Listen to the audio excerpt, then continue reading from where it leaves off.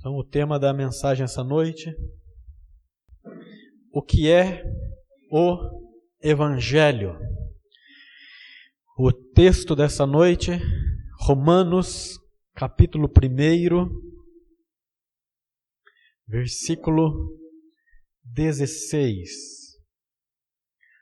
Livro de Romanos, capítulo 1, versículo 16. Diz assim a palavra de Deus: pois não me envergonho do Evangelho, porque é poder de Deus para a salvação de todo aquele que crê, primeiro do judeu e também do grego. Amém? Esta semana eu participei de uma conferência durante a semana que tinha em torno de 1.400 pastores, líderes de igreja. Uma parte do título do congresso, da conferência, era Vivendo o Evangelho. E ali então eles trouxeram várias estatísticas. Por exemplo, na década de 1970, de evangélico no Brasil eram 5%. Em 1970. Então, nem de 10, a gente pode falar que era 1, né? Era meio. Hoje, já são mais de 22% de evangélicos no Brasil. Isso é, são cerca de 43 milhões de brasileiros se declaram acreditar no Evangelho. E uma pergunta que pairou no ar lá durante as palestras era se os evangélicos, se eles sabiam o que era o Evangelho.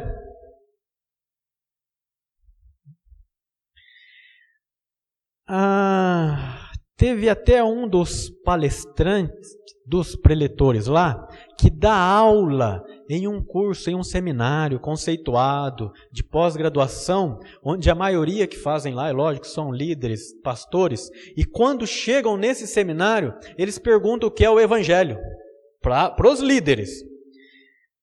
E 98% dos líderes têm dificuldade em dizer o que é o Evangelho de Jesus. Aí o meu coração deu um aperto. Eu falei, se os líderes estão com dificuldade, imagina o povo. O que está sendo compreendido? Desses 43 milhões. Então eu quero colocar aqui algumas imagens para os irmãos. Primeiro dos líderes, né? Esses são os líderes, o que eles pregam. E muitos então recebem até a toalhinha deles, né? Querem passar no corredor, e eles ajoelham, e eles oram, e eles pedem. Irmãos, isso aqui é a revista Forbes, 2013, agora deve estar um pouquinho mais alto. Olha aqui, irmão. Primeiro ali, 1,9 bilhão de reais o patrimônio.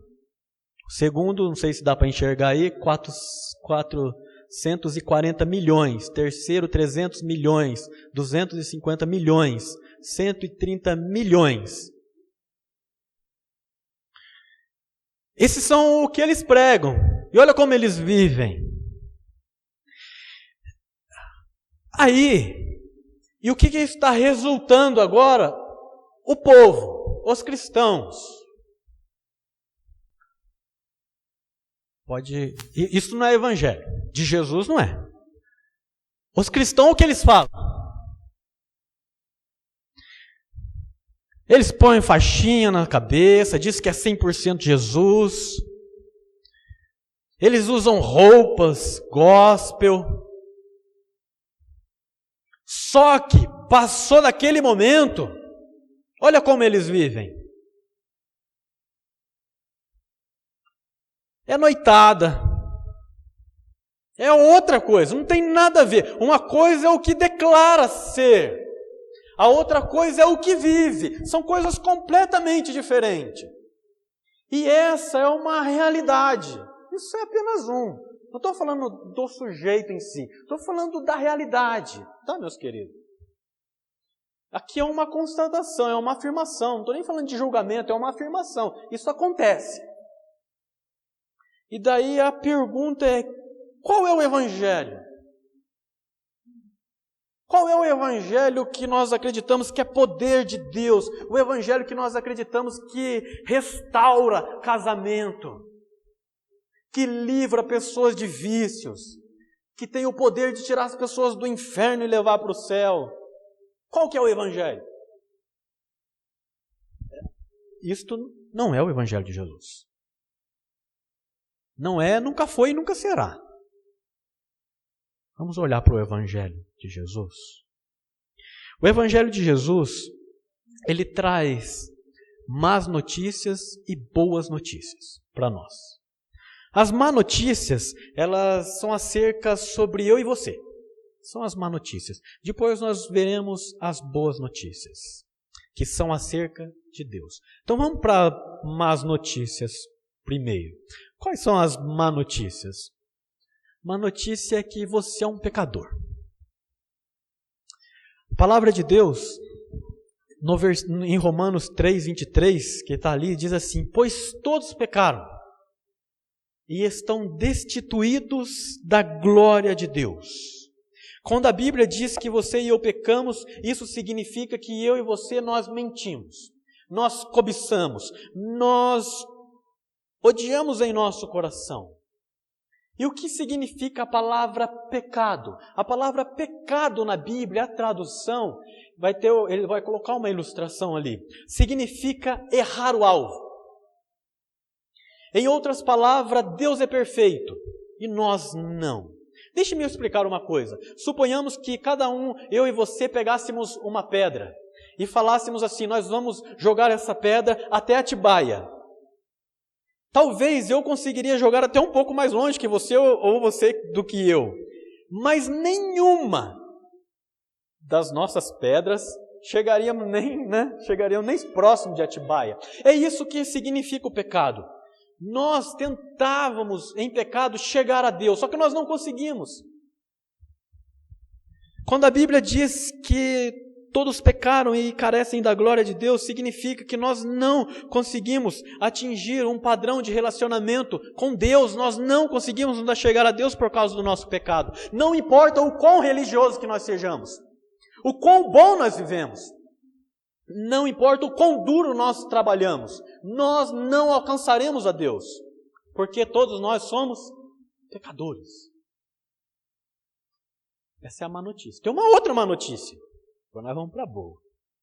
A segunda má notícia é a penalidade do pecado, é a morte.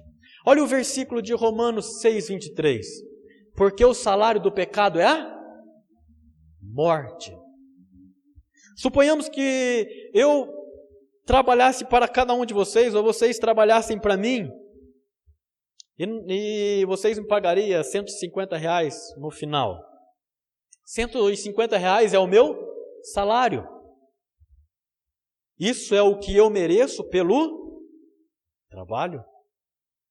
A Bíblia está dizendo que você e eu, nós pecamos e nós merecemos a morte física e a morte espiritual. E nós, então, vamos morrer e vamos ficar eternamente separados de Deus. Essas são as más notícias. As Escrituras estão nos afirmando. Nós merecemos a morte. Se parássemos aqui, que tragédia, hein? Evangelho. A palavra evangelho significa boas notícias. Qual é a boa notícia? A boa notícia é que Cristo morreu por você. O versículo de Romanos, capítulo 5, versículo 8 diz: mas Deus prova o seu próprio amor para conosco, em que Cristo morreu por nós, sendo nós ainda pecadores. Pode colocar a imagem. Suponhamos que você estivesse no hospital, morrendo de câncer. Eu poderia chegar a você e dizer, e se eu pudesse assim fazer, chegar a você e dizer, nós vamos pegar as células cancerígenas do seu corpo e você vai colocar no meu corpo. O que aconteceria comigo? Eu morreria. O que aconteceria com você? Você viveria. A Bíblia está dizendo que Jesus Cristo veio ao mundo e Ele carregou então as penalidades dos nossos pecados, ou aquilo que estava nos causando a morte. E Ele colocou sobre si os nossos pecados e de fato Ele morreu em nosso lugar. É isso que Jesus fez. Ele foi o nosso substituto, lá era o nosso lugar, mas Ele trocou de lugar conosco. E ao terceiro dia, então, Ele ressuscitou para provar que Ele sempre disse que Ele era Deus e Ele é Deus. E Ele ressuscitou para provar que o pecado, a morte e o diabo haviam sido dominados. Essa é a boa notícia. Essas são as boas novas. E tem uma boa notícia ainda. Uma outra boa notícia. Qual é? Você pode ser salvo através do arrependimento e da fé em Jesus Cristo como Senhor e Salvador. Há 2 versículos que dizem assim a palavra de Deus. Não são o que esses líderes dizem, é o que diz a palavra de Deus. Então, em Atos 3, versículo 19, diz assim: arrependei-vos, pois, e convertei-vos para serem cancelados os vossos pecados. E Efésios capítulo 2, versículo 8 e versículo 9 diz assim: pela graça sois salvos por meio da fé. Isso não vem de vós, é dom de Deus, não de obra, para que ninguém se glorie. Você e eu, nós somente poderemos ser salvos com uma fé em Jesus, se houver arrependimento primeiro no nosso coração pelos nossos pecados e receber então o perdão de Deus. E em consequência, esse arrependimento, essa mudança de mente, não é trocar de religião, é trocar de coração, é um coração novo para obedecer a palavra de Deus. É disso que nós estamos falando aqui. Não é de colocar faixa na cabeça. Não é de ser comandado por determinado líder.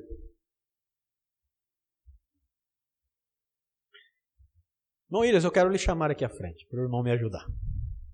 Não combinei com ele, né?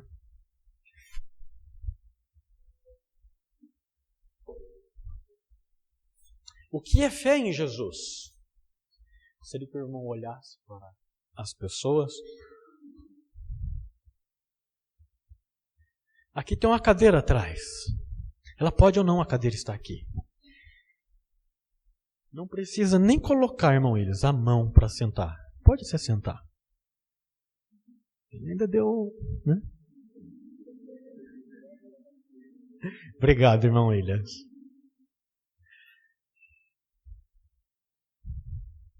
Você não estava aqui quando essa cadeira foi feita. E provavelmente você não chegou aqui e ficou examinando ela para sentar nela. Colocar a fé em Jesus é sentar. É sentar. É entregar.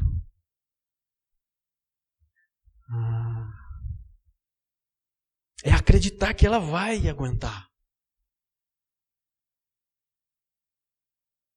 Não precisa nem da encostadinha. É depositar a fé em Jesus. Que Ele pode lhe salvar do inferno. Não é confiar na membresia da igreja. Não é confiar em ter uma vida correta. Não é confiar em sua oração. Não é confiar se você vai ser batizado ou não. para levar para o céu, mas é confiar em Jesus como Senhor e Salvador da sua vida, é entregar a Jesus todas as áreas da sua vida, é entregar a área emocional da sua vida, é entregar o seu casamento a Jesus, é entregar o seu trabalho a Jesus, é entregar toda a sua vida para Jesus como o Senhor, aquele que vai comandar a sua vida. E ter como presente o céu. Amém? Quando nós olhamos para as Escrituras, para a palavra de Deus, a palavra evangelho, ela significa boa mensagem, trazer boas notícias ou anunciar as boas novas. No Antigo Testamento estava ligado a todo tipo de boa notícia. Então, quando se falava boa notícia, nós estávamos tratando de evangelho. Quando pessoas voltavam da guerra ou ganhavam, elas estavam trazendo aquela notícia de vitória e elas estavam falando do evangelho. Os 4 primeiros livros do Novo Testamento, Mateus, Marcos, Lucas e João, nós falamos de evangelho. Por que nós usamos a expressão evangelho? Porque é a boa notícia, porque traz a respeito da pessoa de Jesus, dos ensinamentos de Jesus, da vida de Jesus, da morte e da ressurreição de Jesus. E diz que somente a salvação do homem, ela é obtida através da pessoa de Jesus Cristo. Então eu quero concluir. O evangelho. O que é o evangelho?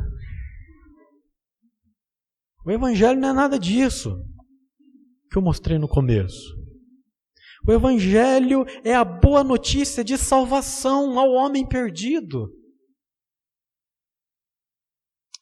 Mateus capítulo 4, versículo 23 diz assim: percorria Jesus toda a Galileia, ensinando nas sinagogas e pregando o evangelho do rei. Jesus estava pregando o evangelho do reino. Qual que era o evangelho do reino? É que tem um novo jeito de viver, e é viver no reino de Deus, estando aqui na terra. E como que é isso? Quando a gente vive dentro de um reinado, existe um rei, quem manda, quem comanda. E ali tem os deveres, ali tem os privilégios que são estabelecidos pelo rei. E esse rei é Jesus. Não é o homem que estabelece, ou o subordinado que diz assim, eu vou viver dessa forma. Não é. Eu vou viver do meu jeito. Não é, mas como eu quero viver. Até porque a humanidade está sentindo o gosto amargo de querer viver do seu jeito. Diz aí inúmeras pessoas vivendo sem paz, vícios. Porque querem viver do seu jeito. Famílias destruídas, trocas de relacionamento como descartáveis. Por quê? Porque querem viver do seu jeito. Mas existe um jeito de viver. E esse jeito é no reino de Deus. É desse jeito. É vivendo para Deus. Existe alguma coisa que está impedindo você de confiar em Jesus como Senhor e Salvador de sua vida agora? Existe alguma coisa que está impedindo você de confiar em Jesus como Senhor e Salvador da sua vida agora? Eu quero orar junto com vocês, meus irmãos. Eu quero orar. Talvez nós já entregamos a nossa vida para Jesus. Mas o Evangelho ainda ele não estava muito bem assimilado por nós. Nós precisamos compreender bem o Evangelho. Ou talvez você está essa noite aqui. E eu quero convidar você a orar aí consigo mesmo. No seu coração, você e Deus. Diz para Deus, Senhor, eu confio no Senhor. Eu entrego a minha vida ao Senhor. Não é a igreja. Não é a religião, eu entrego a minha vida ao Evangelho, ao seu Filho, Filho de Deus, a Jesus, como Senhor e Salvador da minha vida.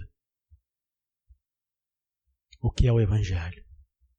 O Evangelho é boa notícia de salvação. Amém? Vamos orar, meus irmãos. Pois não me envergonho do Evangelho, porque é o poder de Deus para a salvação de todo aquele que crê. Senhor amado, quantas pessoas dizem acreditar no Evangelho, ó Pai, e não estão acreditando no Evangelho? Quantas pessoas estão sendo enganadas, ó Deus? Quantas pessoas não vivem o que diz o Teu Evangelho, ó Pai? Que o Senhor tenha misericórdia de nós, ó Pai amado. Que nós possamos ser conhecidos por pessoas que vivem o Evangelho, ó Deus. Receba a oração do Teu povo essa noite aqui, ó Pai. Todas as orações, ó Deus. Nós acreditamos que o Evangelho do Senhor é o poder para a salvação, ó Pai. Nós cremos nisso. Em nome de Jesus. Obrigado, Jesus, por poder pertencer ao reino do Senhor, ó Deus, a viver em paz com o Senhor, ó Pai. Obrigado, Deus. Em nome de Jesus é que nós oramos. Amém. Amém. Que Deus nos abençoe, irmãos.